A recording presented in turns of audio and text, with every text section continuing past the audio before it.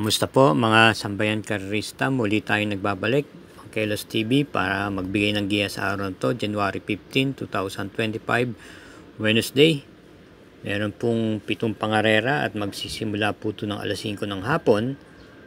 At meron po itong daladalang carry over sa winner take all na 3,557,190.98.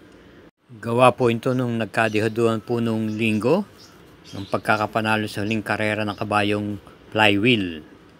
Gayun din naman po ang pick 6. May carry over po itong 800,000 may get na idadagdag naman po ito sa biyernes po na pangarera.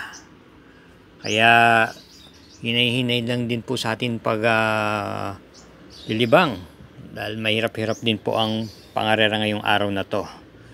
Pero sa puntong ito tayo magsisimula na rin po at di na po tayo magpapaligoy pa. Tayo na po. Karera numero 1, start po ng winner take all, races 1 to 7. May carry over na 3,557,190.98. Isang class 4, split group 16 to 21, distance 1,200 meters. Start time is 5 o'clock p.m., 8 entries.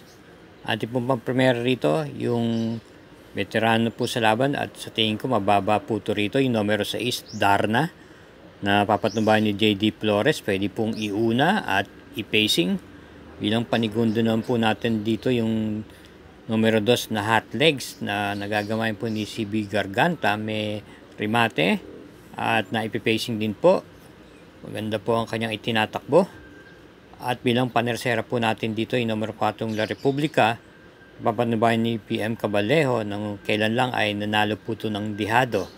Ito po ay pwedeng iuna sa harapan at pwede rin po naman pong i-pacing. Kaya para dito sa karera numero 1, pampremera yung kalahok numero 6, panugundo yung numero 2 at panersera yung numero 4. Karera numero 2, may distansyang 1,200 meters, ang class 5, Group 5, 4 placers.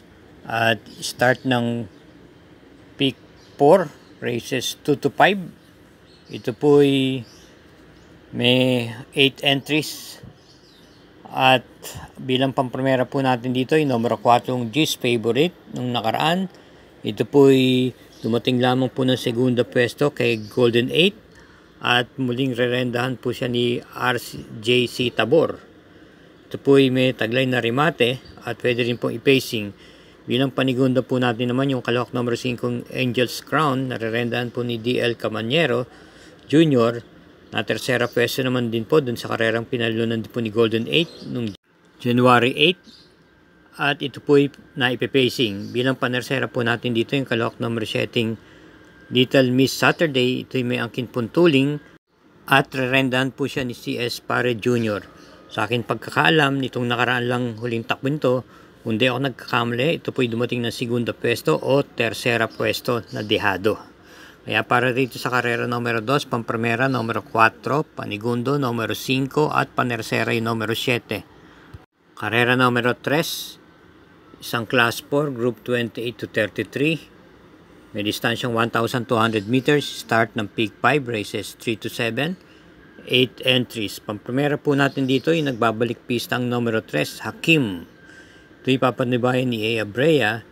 Kung ating revisahin ang takbo nito, makalipas ng mga buwan noong last year, ito po ay maganda po ang kanyang ikinikilos at mabigat po ang kanyang tinatalo.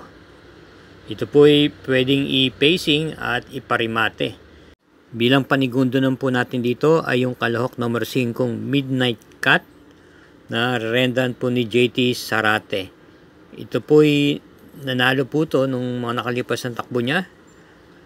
At ito po ay pwedeng iuna at isunod-sunod lamang. Isa po itong imported horse. At bilang panersera po natin dito, yung number 6 American Paria na imported horse din ho. Ito po ay pwedeng iuna sa harapan at isunod-sunod lamang, papatnubayan ni JC De La Cruz. Kaya para rito sa karera numero 3, pampremera numero 3, panigundo numero 5 at panersera yung numero 6. Karera numero 4, start po ito ng second peak 4, races 4 to 7. may distansyang 1,200 meters, isang class 5, split group 11 to 15, at binubuo po ito ng 8 kalahok muli. Pampremera po natin dito yung kalahok numero 7 Make a Difference ni JPA Guse. Ito po isang derimate at mga nakaraang linggo lang po ito po ay nakapagtala ng panalo. At bilang panigundan po natin dito yung numero 1 Gugma na naipipacing at may taglay po itong remate pagdating ng diretsahan, renda naman po ni CL Advin Kula. Kaya para rito sa karera numero 4, pampremera numero 7, panigundo yung numero 1. Para po sa atin mga updated na mga giya, huwag po tayong makakalimot na mag-subscribe, paki-share na rin po at i-hit po ang like button. Salamat po. Karera numero 5, ito po yung may distansyang 1,200 meters. Isang class 5, split group 6 to 10. At binubuo po muli ng 8 entries. Ating pong pampremera rito yung numero 6, Jeng Wears Prada, na isa pong derimate at papanubayan po ni Edgy Guerra. Bilang panigundo naman po natin dito yung kalahok numero 7, Spaghetti pababa, nasa likuran din po ng gagaling at papatnubayan naman po ni C. Penson.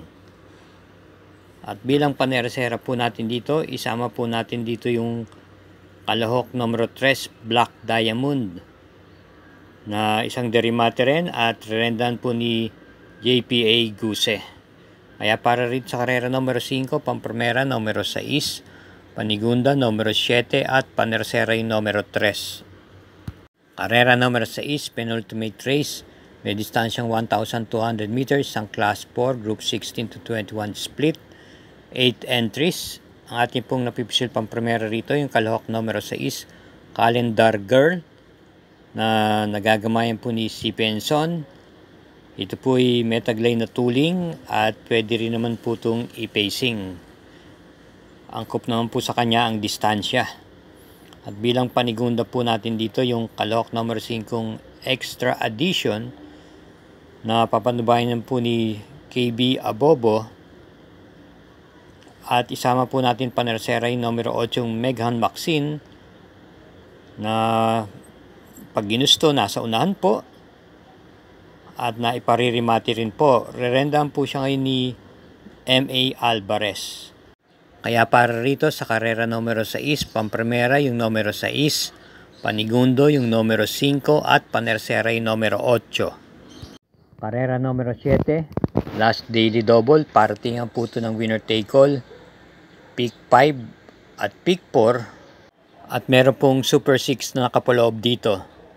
Ito po ay merong 8 kalahok at isang class 5, split group 11 to 15, distance 1,200 meters. Atin pong pampremera rito yung kalahok numero 3, Buhayang Bato, napapatnubayan po ni M.A. Alvarez. Itong mga nakaraang takbo po, ito ay may magandang kinilos kung saan ito po ay dumating po ng segunda pwesto. Ito po ay pwedeng iuna at pwedeng i-pacing.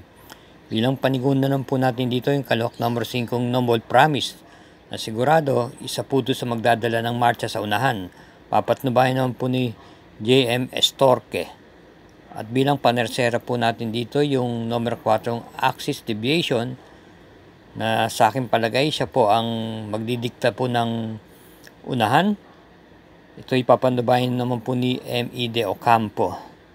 Kaya para rito sa karera numero 7, pampremera yung numero 3, panigundo yung numero 5 at panersera yung numero 4. Thank you for watching mga sambayan karerista at mga katrokis. Paalala lang po, gabay lang po ito, hindi pa rin mga kursunadaan siyang masusunod.